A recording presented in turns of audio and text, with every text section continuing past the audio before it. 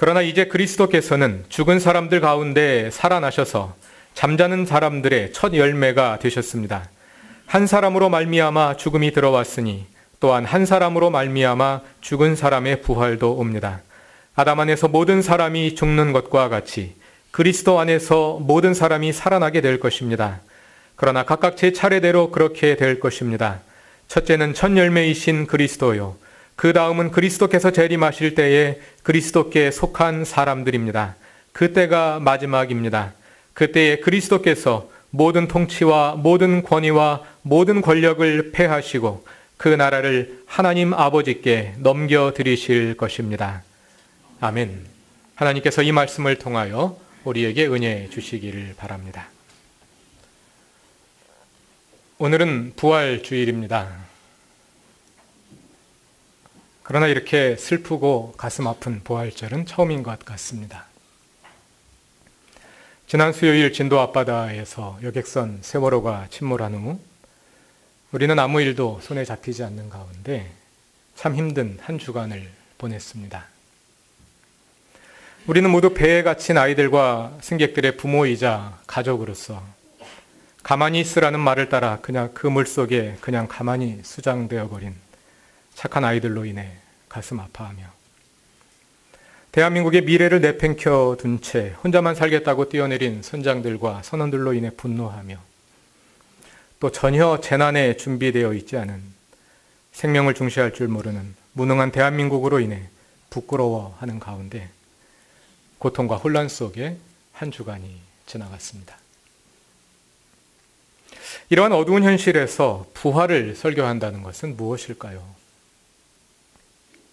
물속에서 닷새를 맞이하며 희망은 갈수록 옅어지고 절망은 짙어져가는 이 현실에서 어떻게 부활의 기쁨을 설교할 수 있을까요?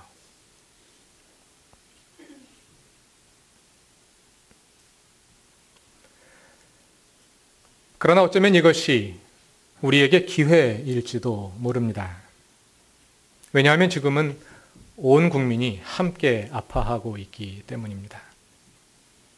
지금까지 수많은 대형 사고들이 있었지만 이렇게 온 국민이 함께 이렇게 처절하게 같은 슬픔 속에 이렇게 깊이 빠져본 적이 있었나 하는 생각이 들 정도로 그 함께함이 크기 때문입니다. 그렇다면 그것은 기회일 수 있습니다. 지금은 그야말로 온 나라가 함께 그리고 온 교회가 함께 죄를 뒤집어 쓰고 옷을 찢으며 통회하며 우리의 모습을 깊이 돌아보아야 할 때입니다. 이것은 몇 사람의 문제가 아니라 우리 모두의 문제입니다.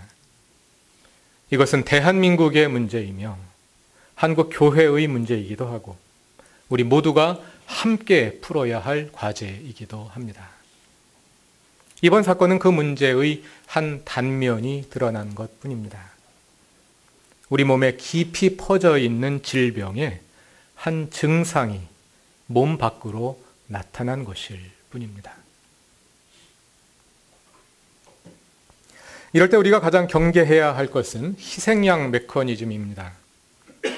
어떤 한 사람을 희생양으로 삼아서 모든 죄를 그에게 뒤집어 씌우고 우리의 모든 분노를 한꺼번에 해소시켜 버리고는 언제 그런 일이 있었느냐는 듯 다 잊어버리고 다시 평범한 일상으로 돌아가 버리고 마는 것입니다.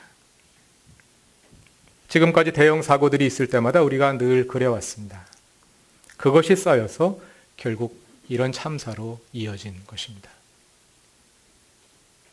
아마도 이번 사건에서 그러한 희생양이 되기에 가장 좋은 인물은 세월호의 선장일 것입니다. 만일 선장이 그 역할을 제대로 감당했더라면 이번 희생자의 대부분이 구조되었을지도 모르는 일입니다. 그러나 그는 사고가 난 배를 두고 가장 먼저 뛰어내렸을 뿐 아니라 구조된 후에도 미움을 살 만한 짓들만 골라서 하고 있습니다. 언론에서 선장에 대해서 보도된 기사들을 다 모아서 보십시오. 그러면 그가 얼마나 나쁜 사람인지를 증명하는 내용으로만 가득 차 있는 것을 확인할 수 있을 것입니다. 왜 그 사람은 그렇게 나쁜 짓만 골라서 하고 미움을 살 말들만 골라서 하고 있는 걸까요? 언론이 그런 것만 찾아서 보도하고 있는 것입니다. 언론에 의한 희생양 만들기가 이미 진행되고 있는 것입니다. 저는 결코 그 선장을 두둔하려 하는 것이 아닙니다. 그러나 한 사람을 희생양으로 만드는 방법으로는 결코 문제를 근본적으로 해결할 수 없습니다. 우리가 이 점을 분명히 직시하고 경계하지 않는다면 한국 사회는 이 참상을 겪고서도 지금까지 늘 그래왔던 것처럼 다시 원점으로 돌아가 버리고 말 것입니다. 이번 사건에서 선장의 책임이 가장 컸음을 부정할 수 없을 것입니다. 그러나 조난 신고가 접수된 후부터는 국가의 재난관리 시스템이 공동 책임을 져야 합니다. 또 전혀 언론답지 못한 채 우왕좌왕하는 정부의 대변인 노릇만 하고 있는 한국 언론들의 책임도 결코 가볍지 않습니다.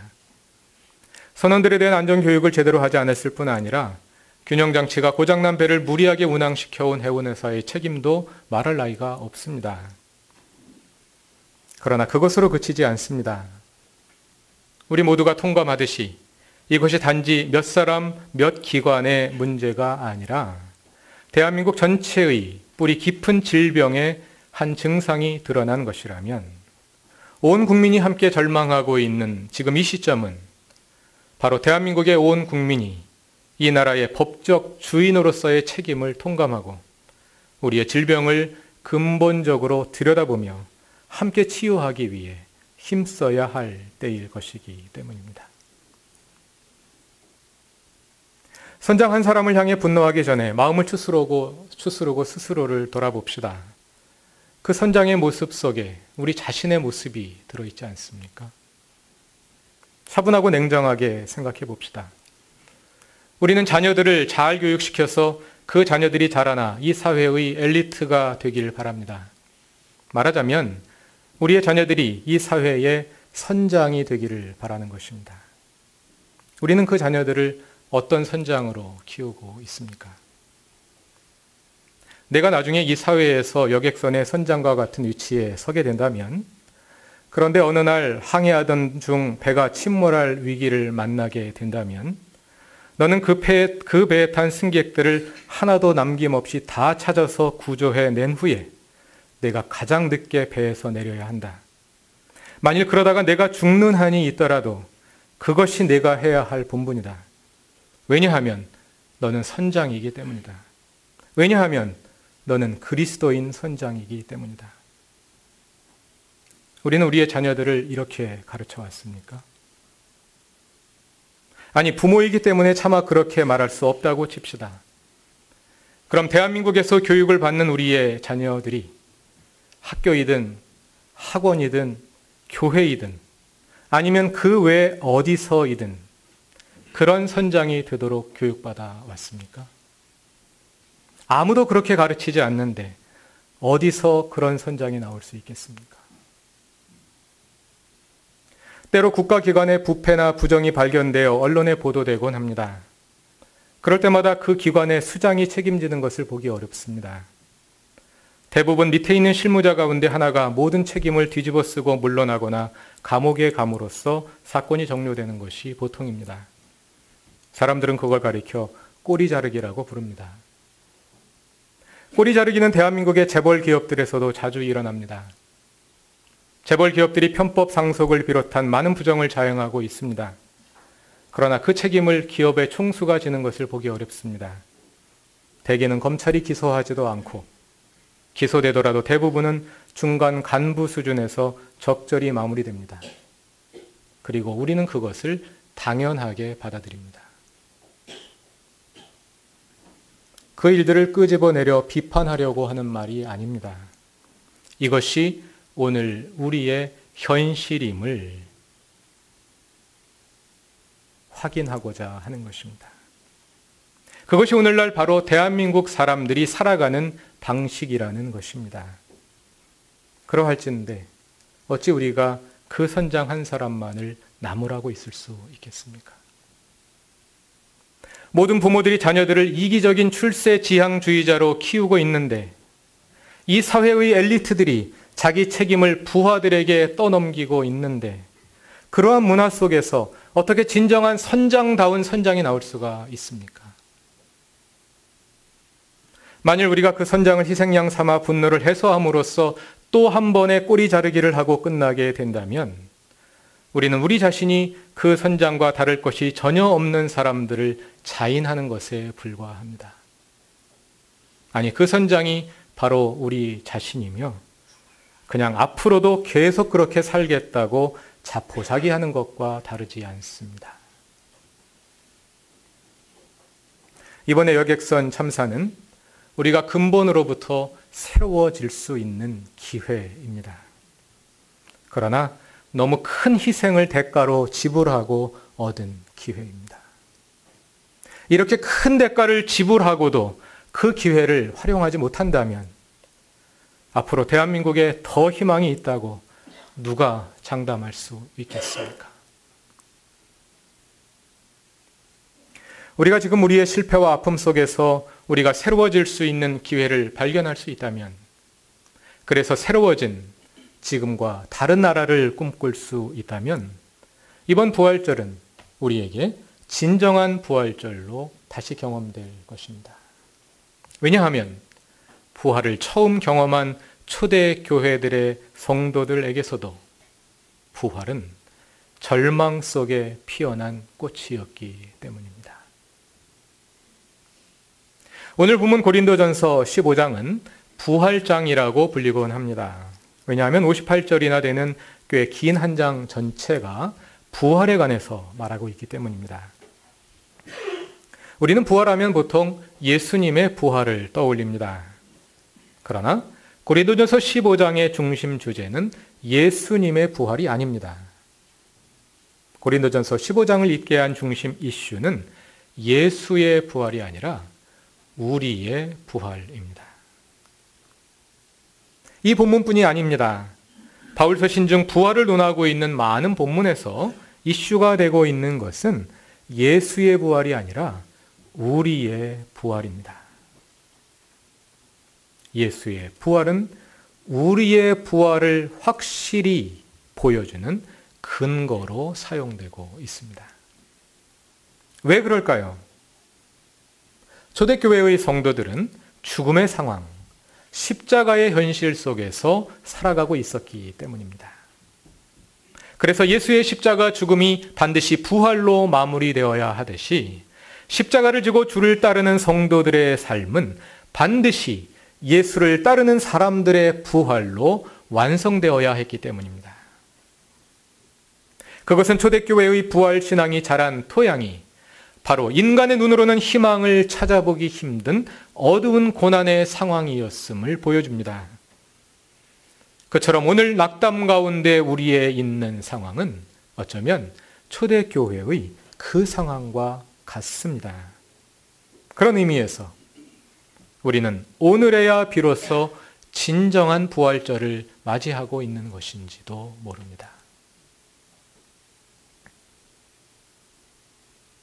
우리가 믿는 기독교 신앙은 예수의 부활로 시작하여 우리의 부활로 완성된다고 말할 수 있습니다.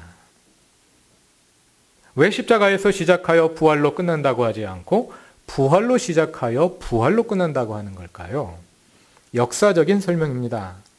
공관복음서에 의하면 예수께서 십자가에 달리실 때 그의 제자들은 모두 달아나고 없었습니다.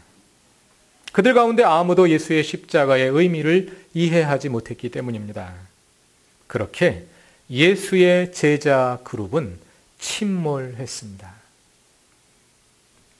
제자 그룹의 해체와 함께 예수를 따르는 집단적인 움직임은 이제 끝난 듯 보였습니다. 그것이 주후 30년경의 일입니다.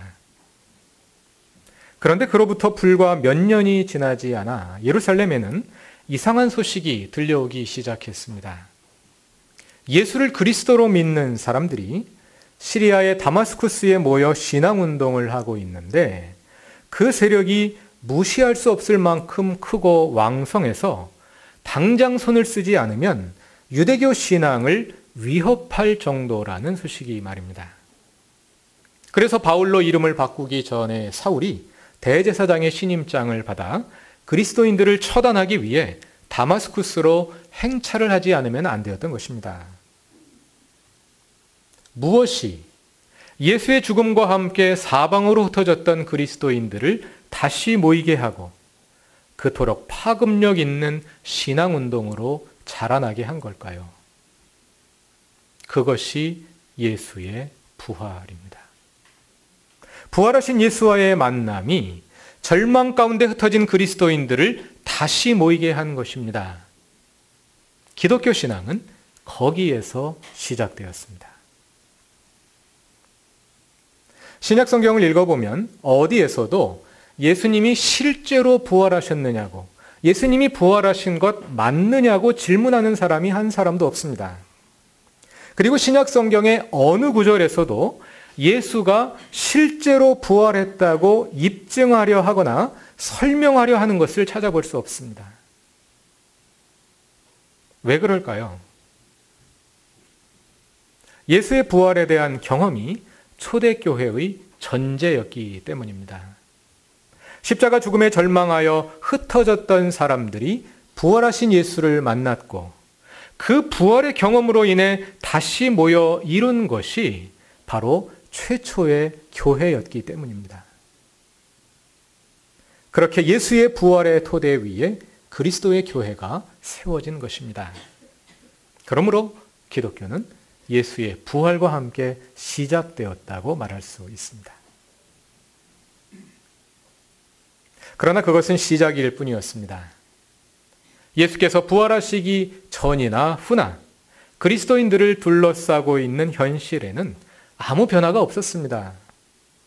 여전히 서슬이 시퍼런 로마 총독부가 팔레스타인을 지배하고 있었고 시간이 조금 지난 후에는 그리스도인들에 대한 유대교의 박해까지 시작되었습니다. 예수가 부활하시기 전이나 후나 그들의 현실은 고난이고 절망이고 슬픔이었습니다. 그러나 이렇게 현실은 그대로였지만 그 현실을 대하는 그리스도인들이 달라졌습니다. 그들은 이제 전혀 다른 사람들이 되었습니다. 왜냐하면 그들은 부활을 경험했기 때문입니다. 그런데 그러한 그리스도인들에게 그 부활신앙은 더 이상 과거의 것이 아니었습니다. 왜냐하면 예수께서 부활하시는 것처럼 예수께서 오실 때 그들 자신도 다시 살 것이기 때문입니다. 십자가는 죽음입니다. 십자가는 현실의 패배입니다. 그러나 예수는 기꺼이 그 십자가를 지셨습니다. 왜냐하면 그 십자가는 부활의 최후 승리를 향한 필수적인 과정이었기 때문입니다. 예수께서 그러신 것처럼 초대교회의 그리스도인들은 그들에게 주어진 십자가를 달게 지고 예수를 따랐습니다. 현실은 절망적이고 고통스러웠지만 그들은 그것을 고통으로 여기지 않았고 절망하지도 않았습니다. 왜냐하면 그들에게는 부활이 기다리고 있었기 때문입니다.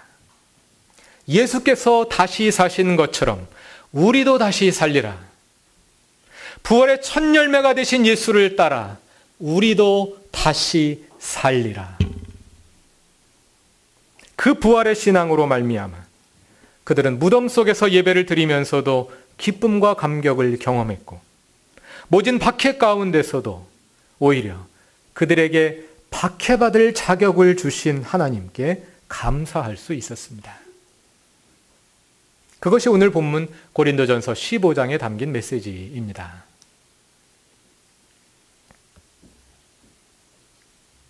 오늘 우리가 십자가를 지고 주를 따를 수 있는 것은 부활이 우리를 기다리고 있기 때문입니다. 그런데 이처럼 미래의 부활을 내다보며 오늘의 고난과 희생을 감수하는 기독교 신앙은 교회 안에만 머물러 있지 않았습니다. 그것은 기독교가 서구 문명의 토대가 되면서 교회 밖의 사회에서 하나의 시민적 태도로 자리를 잡았습니다. 그것이 바로 서구 사회를 지탱해온 희생정신과 박애주의와 생명에 대한 존중입니다. 희생정신과 박애주의와 생명에 대한 존중, 이번 여객선 참사를 겪으며 그것이 없음으로 인해 우리가 자괴감을 겪었던 바로 그 덕목들입니다.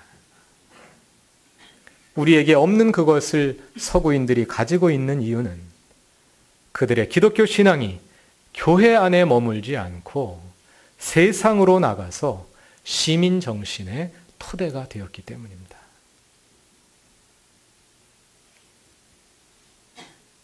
우리는 서구와는 상황이 다릅니다. 기독교는 한국의 국교가 아니기 때문에 기독교가 한국의 시민 정신의 토대가 되기는 어렵습니다. 그러나 기독교인들이 주도적으로 모범을 보일 수는 있습니다. 그러한 모범을 통해 사회를 변화시키고도 남을 만한 충분한 힘을 기독교인들이 가지고 있습니다. 왜냐하면 한국 인구 중 기독교의 비율은 4분의 1밖에 안 되지만 이 사회의 지도층 가운데 힘을 가지고 있는 사람들 가운데 절반이 기독교인들이기 때문입니다. 자주 하는 얘기입니다만 강남 3구에서 가장 경제 수준이 높은 지역에 가면 개신교와 천주교를 합해서 인구의 절반 이상이 기독교인입니다.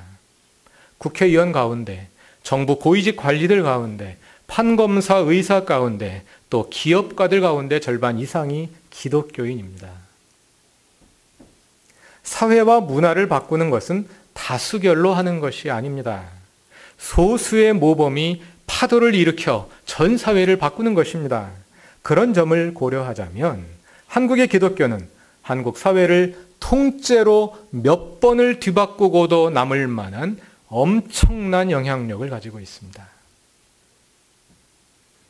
그런데도 불구하고 이 사회가 이기주의와 배금주의와 부정부패로 치닫는다면 그것은 전적으로 기독교인들의 책임이라고 해도 우리는 아무 할 말이 없을 것입니다. 여객선 세월호의 참사도 마찬가지입니다. 우리 기독교인들이 진정으로 그리스도인다웠다면 그래도 이런 일이 일어났을까요? 눈물 속에 부활주의를 보내며 예수의 십자가를 다시 바라봅니다. 그리고 우리 자신을 돌아봅니다. 십자가를 지고 주님을 따르는 삶, 그것이 우리 안에 내면화될 뿐 아니라 우리의 일상적 삶의 기조가 되고 우리의 삶의 태도가 되어 이 사회에 작은 파도를 일으켜 좌초한 대한민국을 다시 일으켜 세울 수 있게 되기를 바랍니다. 우리가 십자가를 지고 주를 따를 수 있는 것은 부활에 대한 신앙이 있기 때문입니다. 예수와 함께 우리도 다시 살리라. 이 믿음이 우리 그루터기 모든 교우들의 신앙과 삶이 되어 우리로부터 작은 변화가 시작될 수 있기를 바랍니다. 예수와 함께 우리도 다시 살리라. 다시 다 같이 기도드리겠습니다. 하나님, 대한민국호라는 배에 우리가 함께 타고 있습니다. 기독교인들이 이 배에서 매우 큰 영향력을 가지고 있습니다. 우리가 예수의 십자가와 부활을 교회에서 고백할 뿐 아니라 우리의 일상의 삶에 실현할 때 이 배는 위기에서 구원받을 것입니다. 그러나 우리가 십자가와 부활을 그저 하나의 교리로 박제화하고 믿음과 달리 살기를 계속한다면 과연 우리가 얼마나 더 많은 생명을 희생시키게 될지 두렵기만 합니다. 주님, 그리스도인들이 죄를 깨닫고 돌아서게 하옵소서. 주님, 이 나라가 위기를 직시하고 돌이키게 하옵소서. 주님, 우리에게 주신 이 귀한 기회를 또 다시 놓치지 않게 하옵소서. 예수님의 이름으로 기도드립니다. 아멘.